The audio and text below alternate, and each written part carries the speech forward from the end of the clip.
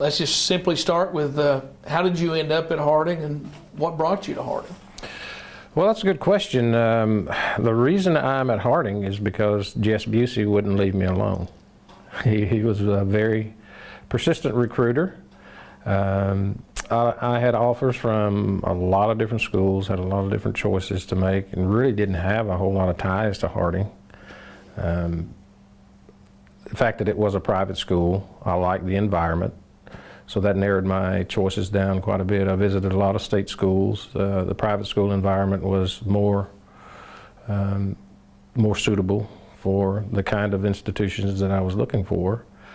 I actually had planned to go to Ouachita Baptist University up until the night before signing day.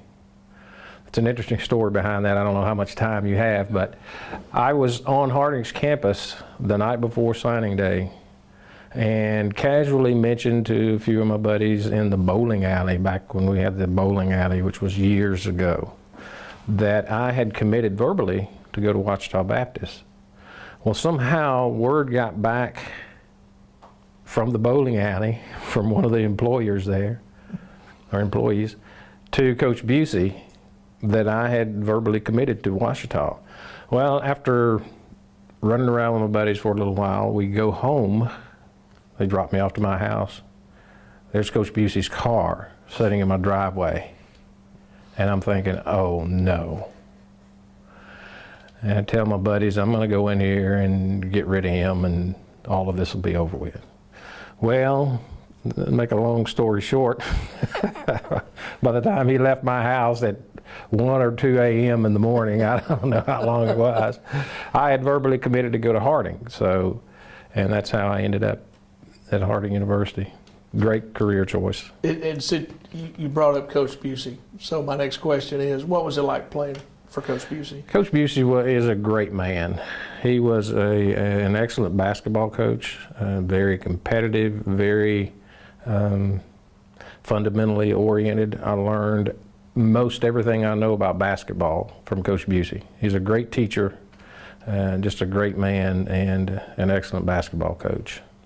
And you played at the Rhodes before it was reconfigured. What was it like playing the Rhodes then? Well, one of the selling points that Coach Busey and Dr. Gaines and some of the other administrators made to me was that, now we're going to play in this old gym for a couple of years. We've got this new Gaines Athletic Center in the works, so you'll only have to endure that. It's almost like they were ashamed of the Gaines or the Rhodes at that time. But it was an old facility with tremendous atmosphere. We talk about Rhodes Rowdies. They existed back in 1973 when I came to Harding as a freshman. I can distinctly remember going out on the court during pregame warm-ups, seeing the wall of that old Rhodes Fieldhouse lined with Rhodes Rowdy Bison fans. It was very exciting. There was not a seat in the house at 7 a.m. or 7 p.m. if we had a 7:30 start. So the gym was full just about every night. Now it did not seat as many as it does now, but it was a tremendous environment and I enjoyed playing over there. Now it was a little tough in the winter or when it rained, when you had to get buckets and catch the water to keep it off the floors and things of that nature, but it was a tremendous atmosphere and I enjoyed the 2 years we played over there. What was basketball in the AIC like during your playing time? Basketball in the AIC was very tough. During my tenure, Henderson State pretty much dominated the league. In fact, 2 or maybe 3 out of my 4 years at Harding, Henderson represented the AIC in the national tournament, and I know they went to the Final Four once, maybe twice during that time period. So it was very competitive on a national level. So it was great basketball. I enjoyed competing in the AIC at a small college level at that time, NAIA. What about some memorable games from that time?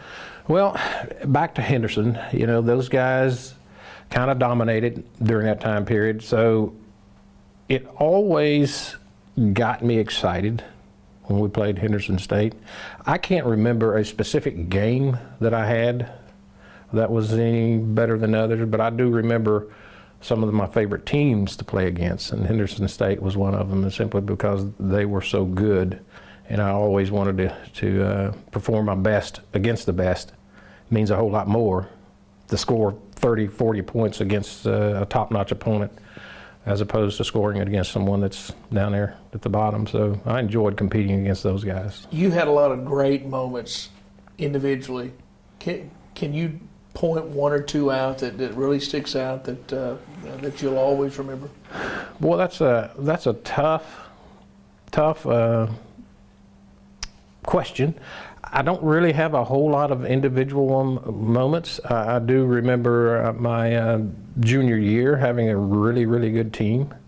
I enjoyed that season better. It seems that we were probably a closer knit group than a lot of the other teams that I had participated with, and we had a very good year that year. Some of the guys that we played with, Tony Sneed and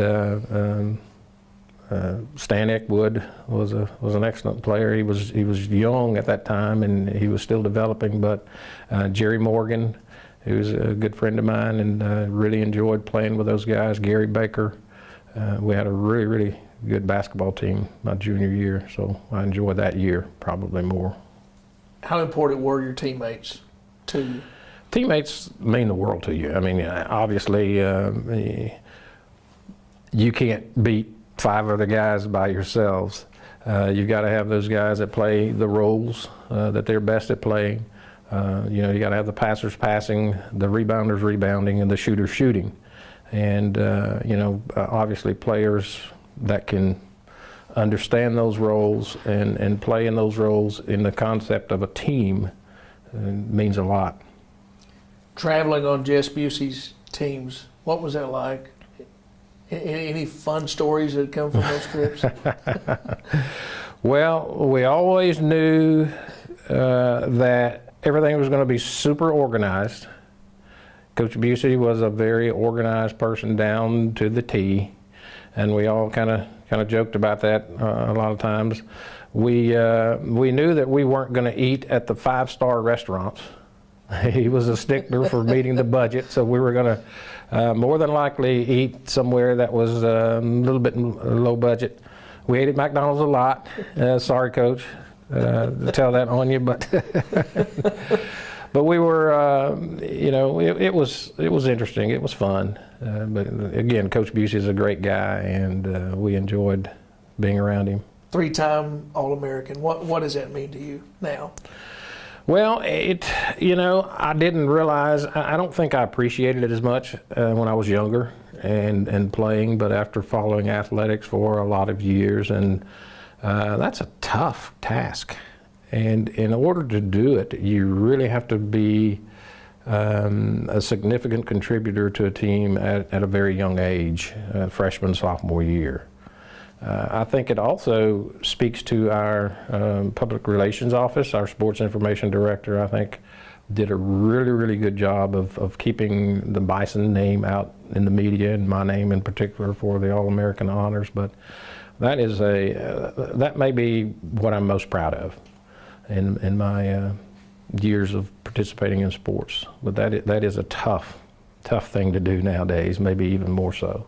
1977, the opportunity to go and be with the Atlanta Hawks. Talk about that experience. Ooh, that was more like a nightmare than an experience. It was an honor, and again, it was Stan Green did a lot of work putting my name out there to professional teams and trying to get me an opportunity. I was not drafted, but I had the opportunity to participate in the free agent and draft choice camp for the Atlanta Hawks in 1977. Hubie Brown was the coach at that time. I've got tons of Hubie Brown stories, but we don't have time for them right now. But it was one of those situations where I was very fortunate. It was a good camp. There were 25 free agents and draft choices there at that time. Tree Rollins was the #1 draft choice that year. You're probably too young to remember. I remember that name. Guys sure like did. that, but those were some of the people at the camp. But it was a short camp, Very intense. We had 3 days. We had practice in the morning and in the afternoon and one in midday. I had dreams of us practicing and working out in the air-conditioned Omni in downtown Atlanta. Okay? So I worked out, even though we had an air-conditioned gym over here, the GAC was finished at that time. I did all of my working out over in the old gym to get in shape, which I found out later was probably a mistake. I had a hot job in the summer working outside, sweating a lot, coming and working out in the evenings and afternoons in the old gym, sweating more, replacing body fluids as I thought I was doing a good job of that.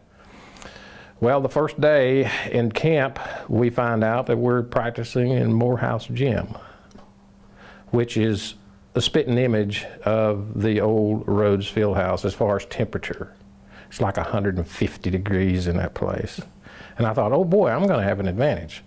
Well, to make a long story short, what basically happened is all of these working out in hot climates and sweat boxes and not replacing the fluids like I should have been and electrolytes, it all came down after the first day.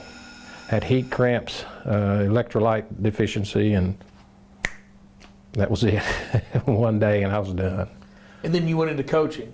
You were yes. Assistant coach. Yes, I had right. Head basketball coach at Arkansas right. Pine Bluff. Talk about those years. I had the opportunity to go straight out of grad school and work with Coach Busey, and learned a lot of basketball under Coach Busey. Again, very detail-oriented, fundamental coach, excellent teacher, and he was just a great person to mentor me into the coaching profession. Had an opportunity in '84 to go to Pine Bluff. Went to Pine Bluff there and stayed there for 3 years. The university was in transition. They were trying to get into the AIC during that time period, so we thought that it would be a good fit. Turns out they had an administration change shortly after I got there. Then they decided that we don't want the AIC. We want to go back to the old SWAC. So all of that stuff came about. So it was a situation that didn't work out for me, but it was a good experience in terms of professional growth. Then you came back to Harding. You've been here ever since. Right. Some moments as a fan that, as far as following Harding athletics, that have been really important to you. Came back to Harding in '87, and Dr. Burks and I kind of came in at the same time. He hired me back at the institution in administration, and at the same time they were talking about redoing the Rhodes Fieldhouse and all of that, and I thought, man, that's a big undertaking. Why do we want to go to the? And I was one of those guys that kind of questioned it in my mind, Turned out it was a great decision. And some of the most exciting times that I've had as a sports fan has been sitting in what we call A-man corner. A few of us coaches have an old spot over there that we kind of sit there in the A-man corner and watch all the excitement. I've got reserve seats up at the top, but I always sat down here at A-man corner, and it's a lot of fun. I enjoy those. There are only 3 jerseys retired at the Rhodes Reeves Fieldhouse. Yours is one of those. What do you remember about that, and what does that mean to you, the fact that your jersey is hanging? I don't really remember how it all transpired. That's been a few years ago.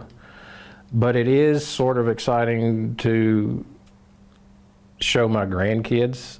I've got 2 grandsons that live here in town, and they come to the ball games every now and then, and they have questions. They see my picture in the cage there with the basketball and all of that, and they're impressed.